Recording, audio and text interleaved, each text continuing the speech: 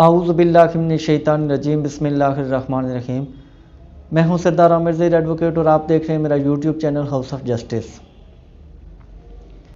अगर कोई शख्स किसी दूसरे शख्स को बज़रिया कॉल, व्हाट्सएप, मैसेंजर या किसी भी इलेक्ट्रॉनिक डिवाइस के ज़रिए कॉल करके या मैसेजेस करके धमकियां देता है तो उसके ख़िलाफ़ क्या कार्रवाई हो सकती है।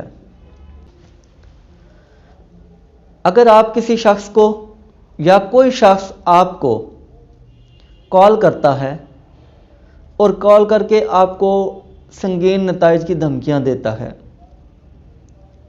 मैं आपको कत्ल कर दूंगा, मैं आपको घर से निकले तो उठा लूँगा, किसी भी तरह की आपको धमकी अमेज़ कॉल आती है या आप किसी को ऐसी कॉल्स करते हैं या बज़रिया व्हाट्सएप कॉल आ जाती है, मैसेंजर पर आ जाती है या जो और भी जदीद ज़राए हैं कि जिनके ज़रिए आपको कॉल आ सकती है या कोई मैसेजेस वगैरह किए जाते हैं और उस पर ऐसी ही धमकियां दी जाती हैं।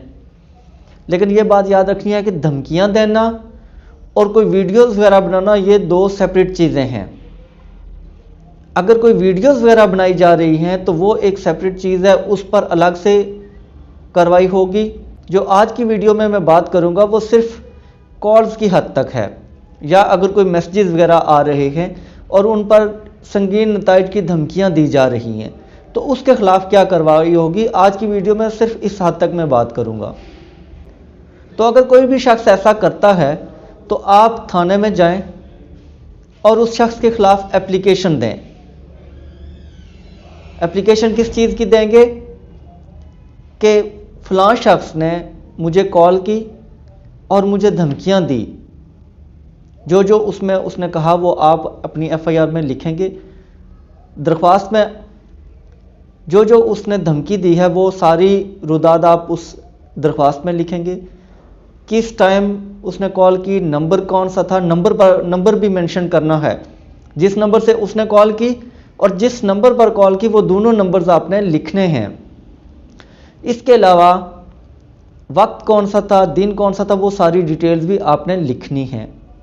ये सारी डिटेल्स लिख के तो साथ अगर आपके पास कोई सबूत है, सबूत कौन से हो सकते हैं वो भी मैं आगे बात करूंगा, तो वो आप थाने में जो मुतलका थाना है जिसके हदूद में आप रह रहे हैं तो वहाँ आप जाकर दरख्वास्त दे दें।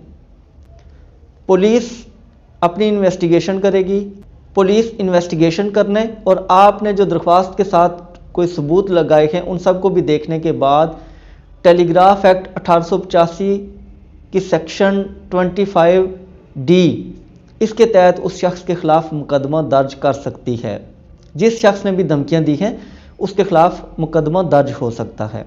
अब बात मैं कर रहा था कि सबूत भी साथ लगाएं, तो सबूत कौन से हो सकते हैं कि लेट्स सपोज कि आपको कोई शख्स कॉल करता है और धमकियां देना शुरू कर देता है, तो किसी की कॉल रिकॉर्डिंग करना अखलाकी तौर पर कोई अच्छी हरकत नहीं होती, लेकिन चूंकि यहाँ पर मैटर ऐसा है कि कल आपको कोर्ट में साबित भी करना है तो उसके लिए फिर आप उसकी कॉल रिकॉर्ड कर लें। जब वो धमकियां दे तो आप उसकी कॉल रिकॉर्ड कर लें, या अगर उसने बज़रिया मैसेजेस आपको कोई धमकियां दी हैं तो वो मैसेज सेव रखें। तो आप जब दरख्वास्त देंगे थाने में मुकदमा के इंदराज की तो ये सबूत आप साथ लगा दें। इसके अलावा अगर आप किसी ऐसी जगह पर बैठे हुए हैं कि जहां पर कुछ और लोग मौजूद हैं तो आपका जो मोबाइल है आप उसका स्पीकर भी ऑन करके उन लोगों को भी सुना सकते हैं। उसकी क्या वजह है? उसकी वजह यह है कि कल जब आप अदालत में जाएंगे तो चूंकि आपने केस किया है तो आपको शहादतों की ज़रूरत पड़ेगी, अपना केस साबित करना पड़ेगा। तो उसके लिए वो लोग जिन्होंने वो कॉल आपने स्पीकर ऑन किया तो सुन ली और जो धमकियां वो दूसरा शख्स दे रहा था उन्होंने खुद सुन ली, तो वो जब अदालत में जाएंगे तो वो झूठी गवाही नहीं होगी बल्कि सच्ची गवाही होगी। लिहाजा अगर किसी ऐसी जगह पर हैं जहां पर कोई और शख्स मौजूद है तो आप स्पीकर ऑन करके तो उनको भी वो सारी धमकियां जो वो शख्स दे रहा है तो वो सुना दें। अगर किसी शख्स के खिलाफ 25D के तहत FIR दर्ज होती है, उसके बाद ट्रायल चलेगा, तो ट्रायल चलने के बाद तो यह जुर्म अगर उसके खिलाफ साबित हो जाता है तो उस शख्स को 3 साल सज़ा हो सकती है, या उसे 20,000 रुपये जुर्माना हो सकता है, या दोनों सज़ाएं भी उसे हो सकती हैं। 3 साल कैद भी हो सकती है, या 20,000 रुपये जुर्माना भी हो सकता है, या दोनों सज़ाएं इकट्ठी भी हो सकती हैं। लिहाजा अगर कोई भी शख्स आपको ऐसे धमकी देता है तो आप थाने में जा सकते हैं, और अगर आप किसी को धमकी दे रहे हैं तो ये बात ज़हन में रखें कि ये एक जुर्म है और आपके खिलाफ भी कोई दूसरा शख्स थाने में जाके दरख्वास्त देकर आपके खिलाफ भी FIR दर्ज करवा सकता है। लिहाजा यहाँ पर आपको, अगर आप कोई ऐसा फेल कर रहे हैं तो आपको मुहतात होने की ज़रूरत है। तो व्यूअर्स, ये थी आज की वीडियो। उम्मीद है वीडियो पसंद आएगी। अगर वीडियो पसंद आई तो चैनल को सब्सक्राइब करना ना भूलिएगा। इसी के साथ इजाज़त चाहता हूँ। अपनी दुआ में याद रखिएगा। फ़ी अमानिल्लाह।